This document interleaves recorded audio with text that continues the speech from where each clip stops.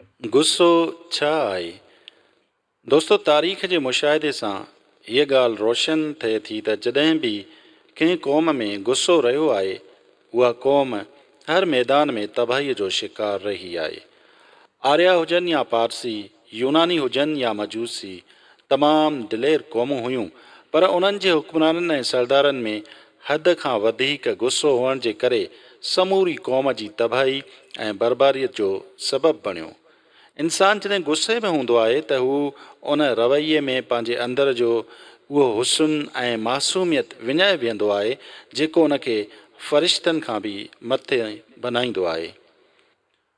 गुस्सो नफ़्सियाती मर्ज़ सां गॾोगॾु हिकु अहिड़ो लाड़ो आहे जेको वजूद में तूफ़ान वांगुरु पैदा थींदो आहे ऐं पोइ ज़हन जे सभिनी सलाहियतुनि खे तब्दील करे छॾींदो आहे। दोस्तो, नफ़्सियाती तौरु ॾिठो वञे त गुस्सो हिकु अहिड़ी हालत आहे जेका सख़्ती जे लिहाज़ खां मुख़्तलिफ़ थी सघे थी ऐं गुस्सो उन वक़्तु पैदा थींदो आहे जॾहिं कंहिं जज़्बे जी पूराई न थिए। नफ़्सियात जे माहिरनि गुस्से ते तहक़ीक़ करे वाज़े मुक़ाम हासिलु कयो आहे जंहिं मुताबिक़ ॿियनि जज़्बनि वांगुरु ही बि जिस्मानी, अंदरूनी ऐं ॿाहिरियुनि तब्दीलियुनि में ज़ाहिरु थींदो आहे। तिबी लिहाज़ खां गुस्सो हिकु अहिड़ो फ़ेल आहे जंहिंजो अॻ में इरादो न कयो वेंदो आहे ऐं इहो लाड़ो आहे जंहिंजा केतिरा ई सबब थी सघनि था। न्यूरोफिज़िशियन मुताबिक़ गुस्से जो सभ खां वॾो सबबु न्यूरॉन घरड़नि जे हिसे डेंड्राइट में ज़रूरत खां सवाइ तब्दीली या वरी पैगाम न्यूरॉन जे ज़रिए लाॻीतो दिमाग़ ताईं पहुचंदो रहंदो आहे ऐं दिमाग़ जो उन जे मुताबिक़ रद्द अमल न करणु गुस्से जो सबबु बणिजंदो आहे ऐं इंसान जे जिस्म में ब्लड प्रेशर वधी वेंदो आहे ऐं दिलि जी रफ़्तार बि वधी वेंदी आहे जंहिंखे टाकीकार्डिया चइबो आहे।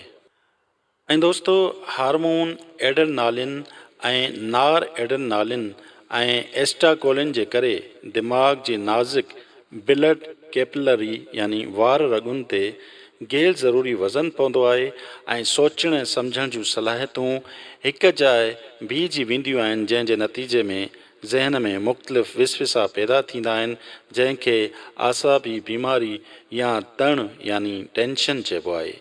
जॾहिं टेंशन हद खां वधी वेंदो आहे त गुस्से जूं निशानियूं ज़ाहिर थींदियूं आहिनि।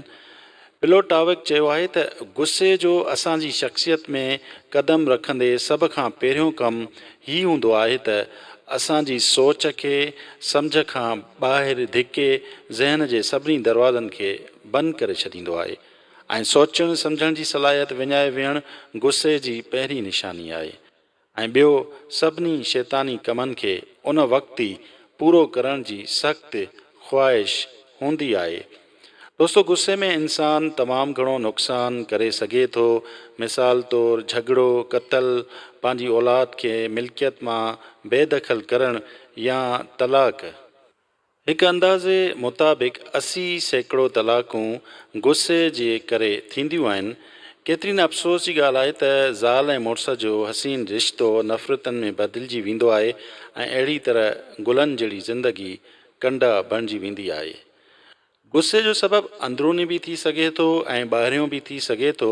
जीअं कंहिं ख़ासि माण्हूअ ते गुस्सो अचणु जेको तव्हांजो बॉस या स्टाफ वारो हुजे त हीउ गुस्सो अंदरूनी सबबु सां हूंदो आहे ऐं ॿाहिरें सबब में वरी ट्रैफ़िक जो जाम थियणु, फ्लाइट जो कैंसिल थियणु, बस जो निकिरी वञणु वग़ैरह। गुस्से जो सबबु ज़ाती बि थी सघे थो। मिसाल तौरु का परेशानी या हादिसो या गुस्से ॾियारण वारनि वाक़िअनि खे यादि करण सां गुस्सो अचणु वग़ैरह। गुस्से जो जिबली ऐं कुदरती दारोमदार उन जे इज़हार में आहे ऐं गुस्सो कंहिं ॿिए माण्हूअ खे धमकाइण ऐं डिॼाइण जो कुदरती इज़हार आहे। दोस्तो, आम तौर ते गुस्से जो इज़हार ताक़तवर जज़्बात ऐं किरदार जो इज़हार आहे जेको असांखे हमले जी सूरत में विढ़णु ऐं पंहिंजो बचाव करण ते राज़ी कंदो आहे। गुस्से जो ख़ासि मिक़दारु इंसान जे ज़िंदा रहण लाइ ज़रूरी आहे। गुस्से जी गैर मौजूदगी में असां जिस्मानी तौर ते उन लाइक़ु न थी सघंदासीं त गुस्से ॾियारण वारो माण्हू या शइ जो मुक़ाबिलो करे सघूं। कानून, मुआशिरो ऐं असांजा हवास असांखे कंहिं हद ताईं गुस्से ते क़ाबू रखण में मदद ॾींदा आहिनि ऐं गुस्से जो इज़हार बहादुरी ज़ाहिर कंदो आहे ऐं तव्हां गुस्से जे इज़हार सां पंहिंजी घुर्जुनि खे ॼाणे सघो था त तव्हां जूं घुर्जूं कहिड़ियूं आहिनि ऐं उनखे कीअं हासिलु करे सघिजे थो। जेकॾहिं गुस्से खे ॿाहिरियां इज़हार न मिले त उन जो रुख अंदरें जिस्म ॾांहुं थी वेंदो आहे, जंहिंजो नतीजो ज़हनी परेशानी ऐं उदासी यानी एंज़ाइटी ऐं डिप्रेशन, ब्लड प्रेशर वग़ैरह थी सघे थो ऐं उन जे नतीजे में अहिड़ी शख़्सियत साम्हूं ईंदी आहे जेका ख़ुश्क, चिड़, कावड़ सां भरियल हूंदी आहे। अहिड़ा माण्हू जेके ॿिए ते तनक़ीद करणु ऐं ॿिए खे घटि करण में रुधल हूंदा आहिनि, उहे नाहिनि ॼाणंदा त कावड़ या गुस्से जो इज़हार छा आहे, यानी कावड़ जो इज़हार कहिड़ी तरह कयो वञे जेको पंहिंजे लाइ ऐं ॿियनि लाइ बि फ़ाइदेमंद हुजे।